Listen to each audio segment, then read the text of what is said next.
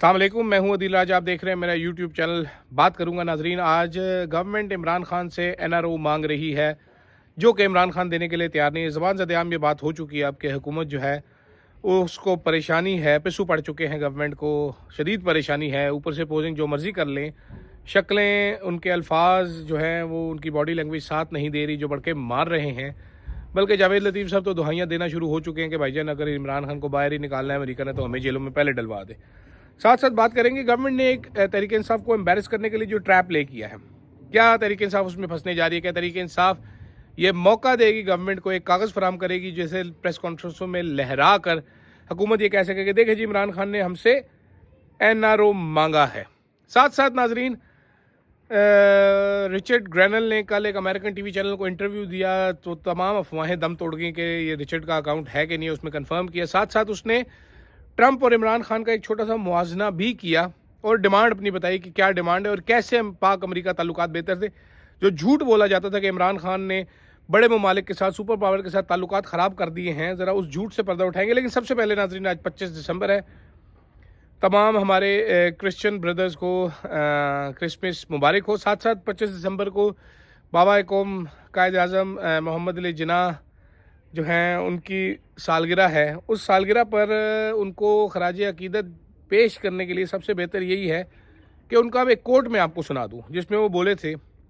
ये उन्होंने 14 जून 1948 को आर्मी स्टाफ कॉलेज कोयटा में तकरीर करते हुए कहा था, do not forget that arm forces are the service of the people. ये मत भूलना कि मुसल्लह अफवाज लोगों की नौकर हैं।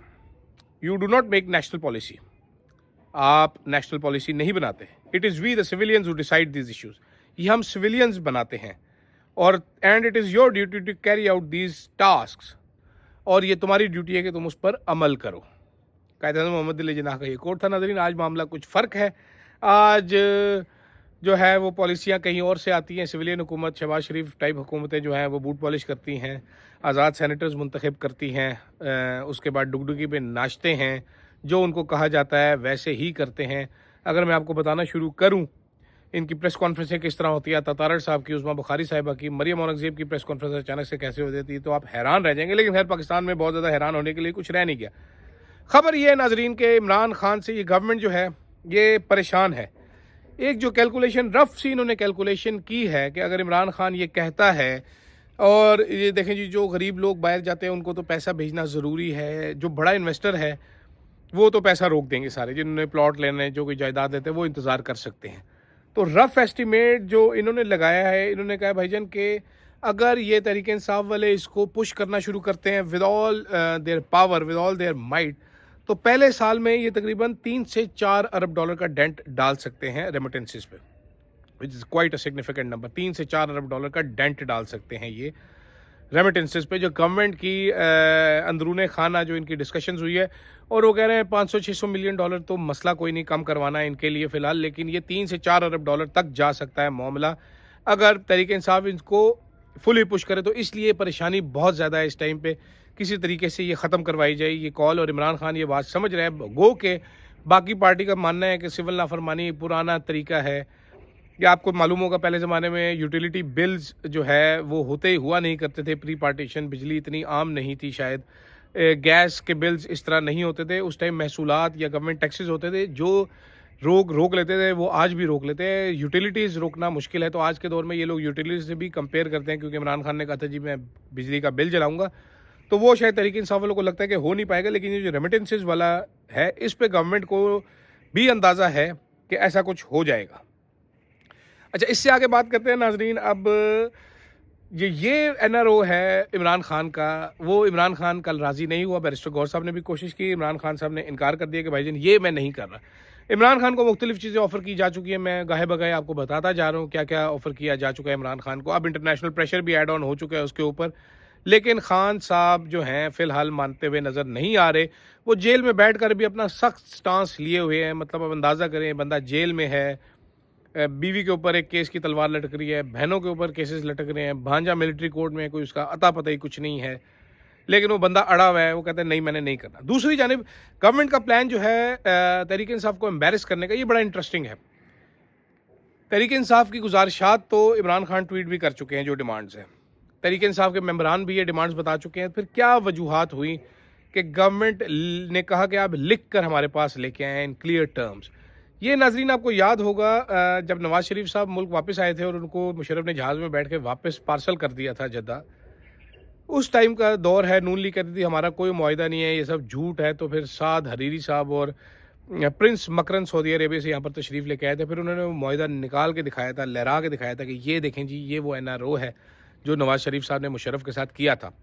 तो ये कैसा डॉक्यूमेंट क्रिएट करना चाह रहे हैं कि ये देखें जी, तहरीक इंसाफ ने लिख कर हमसे ये NRO मांगा था, ये लिख कर कह रहे हैं कि हमारे लीडर को छोड़ दो, हम अच्छे बच्चे बनेंगे। क्योंकि इसके बाद वो कहेंगे जी कुछ गारंटीज कुछ आप भी लिख के दे, जो हमारी डिमांड्स है हम भी आपको लिख के देंगे, मिक्स एंड मैच करेंगे। तो गवर्नमेंट की कोशिश है इस टाइम, पूरी की पूरी कोशिश है कि किसी तरीके से एक ऐसा डॉक्यूमेंट जो है वो तैयार कर लिया जाए जो तहरीक इंसाफ के मुंह पर मारा जा सके कि भाईजान ये अब देखना ये है कि तहरीक इंसाफ कितना ही किस ट्रैप में फॉल करती है। बिकॉज इसमें बहुत कोई कॉम्प्लेक्स चीज़ है नहीं, लेकिन गवर्नमेंट क्या क्या लिखवा लेती है। सोचने की बात यह है कि गवर्नमेंट क्या लिखवाती है।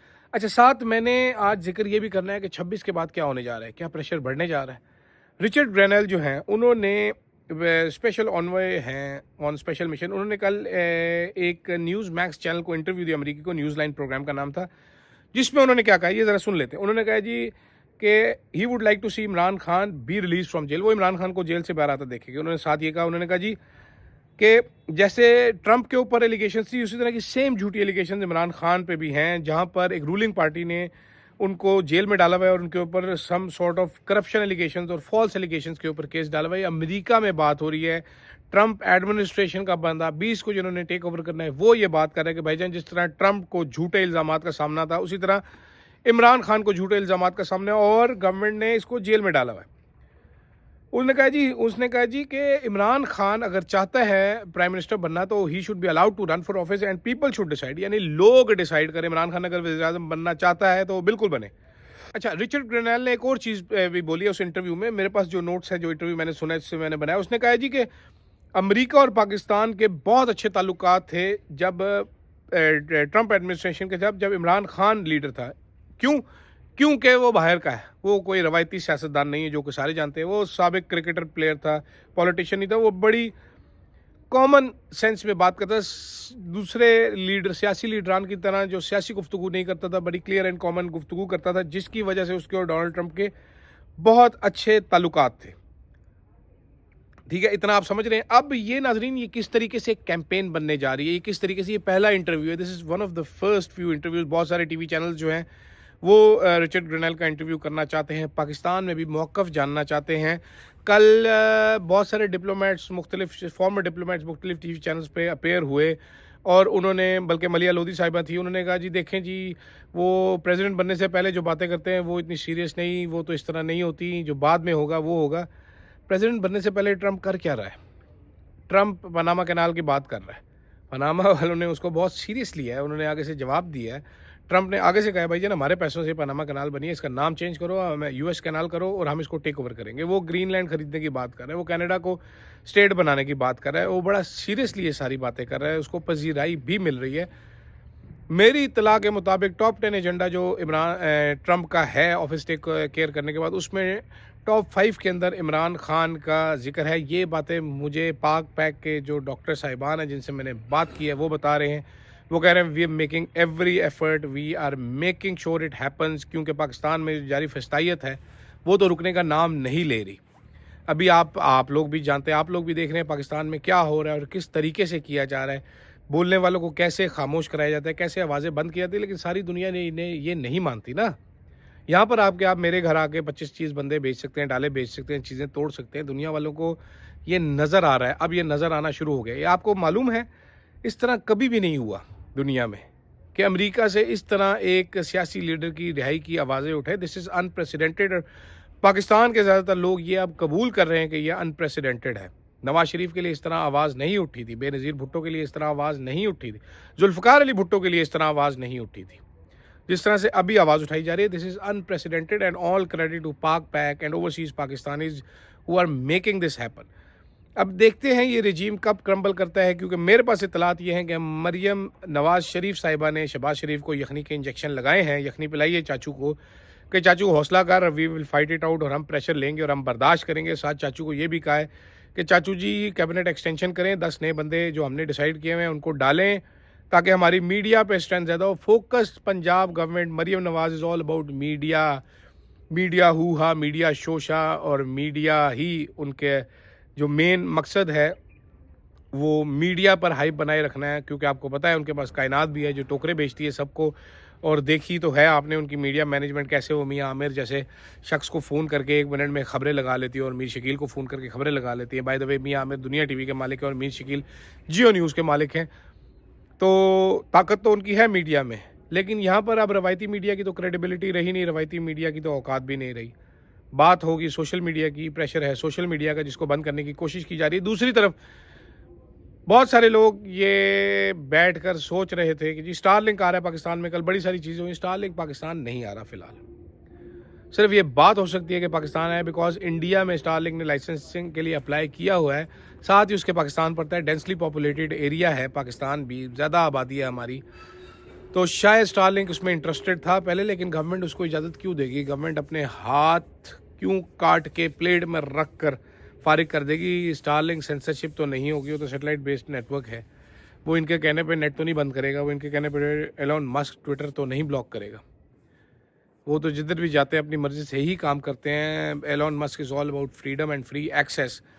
تو فی الحال تو اسٹار لنک والی ایسی کوئی کہانی نہیں. وہ ہماری انٹرنیٹ کھانے والی وزیر جو ہیں جنہوں نے انٹرنیٹ کے اوپر بیٹھ کے اس کا گلا گھونٹ دیا, باتیں ان کی سنتی رہا کریں, جھوٹ بولتی ہیں, اپنی وزارت بھی ان کے قابو میں نہیں ہے, کیونکہ یہ وزارت بھی ادھر ہی جائے گی جہاں پر باقی منی میکنگ وزارتیں گئی ہیں. I T will be the next money making وزارت in any country and the next business hub. آپ سمجھ رہے ہوں گے میں کیا کہہ رہا ہوں. فی الحال کے لیے اتنا ہی اجازت دیجیے گا. اللہ حافظ.